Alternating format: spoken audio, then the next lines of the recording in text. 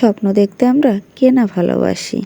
আমরা কম বেশি সবাই কিন্তু স্বপ্ন দেখি, তবে এমন স্বপ্ন দেখা মোটেও উচিত না যে স্বপ্ন অবাস্তব, অকল্পনীয়। যে স্বপ্নগুলো বাস্তবে পরিণত করা যায় সেই স্বপ্ন দেখাই আমার মনে হয় সব থেকে ভালো। দূর থেকে দেখছিলাম গাছটা লাল লাল কি যেন দেখা যাচ্ছিল, কাছে এসে দেখলাম দুপুরে ফুল গাছ। আমাদের এখানে তো এর নাম দুপুরে ফুল গাছ। আপনাদের কার কার এলাকায় এর নাম কি বলুন তো? আমি কিন্তু একটা ছিঁড়েও নিয়েছি, আমার ভীষণ ভালো লাগে ফুলগুলো। আর এদিকে আব্বুজি আর মা বসে পড়েছে ডাল ভাঙতে। ডালগুলো শেষ হয়ে গেছিল, তাই বিকালবেলা বসে পড়েছে দুজনে ডালগুলো ভাঙার জন্য।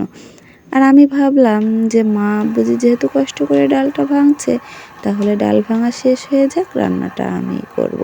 তবে ডালটা ভাঙতে ভাঙতে কিন্তু অনেকটা দেরি হয়ে গেছিল, তাই আমার রান্না করতে যেতেও সন্ধ্যা লেগে গেছিল। সন্ধ্যা লেগে গেল, তাই ভাবলাম নামাজটা পড়েই একবারে রান্না করতে যাই। এদিকে আমি সব কিছু গুছিয়ে রেখেছিলাম কিন্তু, আর সন্ধ্যার পরেই চলে গেলাম রান্নাটা করতে। আর চারপাশে দেখুন ঘুটঘুটে অন্ধকার, অন্ধকারে আমি চলে এসেছি রান্নাঘরে। আর চারপাশে ঝিঁঝি পোকার ডাকে আমার কানটা যেন ঝালাপালা হয়ে যাচ্ছিল। এই সময় ঝিঁঝি পোকা কিন্তু প্রচণ্ড বিরক্ত করে।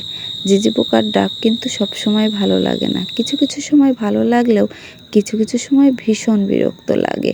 এদিকে আমার সব কিছু রেডি করা হয়ে গেছিল, আর আমি এই যে কড়াই বসিয়ে দিলাম। বুঝলাম না, কিছুক্ষণ জাল করার পরেই কিন্তু মরিচ পেস্টটা ছাড়লাম, কিন্তু শব্দ হলো না। আমি এই জিনিসটা খুব মিস করি। এই অনলাইন জগতে এসেই দেখি কোনো কিছু রান্না করতে গেলে মানুষ যখন তেলের উপর কিছু ছাড়ে, অনেক সুন্দর একটা শব্দ হয়। আমি ওই শব্দটা করার জন্য কিন্তু অনেকটা চেষ্টা করি, বাট আমার অত ধৈর্য নাই যে সুন্দরভাবে তেলে জালটা আসে। প্রথম দিকে শব্দটা না হলেও কিন্তু বাটা মশলা যখন দিলাম তখন অনেক সুন্দর একটা শব্দ হয়েছে।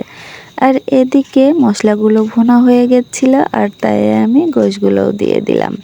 আর এটাকে এখন ভালো করে ভুনে নিতে হবে। তারপর এর ভিতরে আমি চাল ডালটা দিয়ে দিলাম। তো চাল ডালটা দিয়ে আমি কড়াইতেই সুন্দর করে চালটাকে ভুনে নেব, কারণ এখানে নাড়াচাড়া দিতে একটু সুবিধা হবে। আর তারপরে যেহেতু আমার এই কড়াইতে ধরবে না এই চালগুলো, তাই আমি পাতিলে দিয়ে দেব।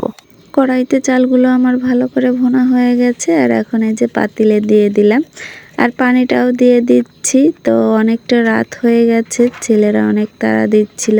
আসলে খিচুড়িটা সবাই একটু বেশি পছন্দ করে, তো তাই যখন রান্না করি তখন যেন সবার ক্ষুধাটা একটু বেড়ে যায়। আর এখানে ঝিঁঝি পোকার ডাকটা এত বেশি ছিল, এখান থেকে আমি সরতে পারলেই বাঁচি। আর দেখুন ক্যামেরা করার সময় এই প্রবলেমে আমার মনে হয় আমার মতো সবারই পড়তে হয়। ধোঁয়া এসে যেন ক্যামেরার উপরই ভরে যায়। আর আমার রান্নাটা হয়ে গেছিলো, আর এটা নিয়ে আমি ঘরে চলে গেলাম। তো কার কার কাছে কেমন লাগলো আজকের রান্নাটা প্লিজ কমেন্ট করে জানাবেন। ভালো লাগলে লাইক কমেন্ট শেয়ার করে আমার পাশে থাকবেন। আল্লাহ হাফেজ।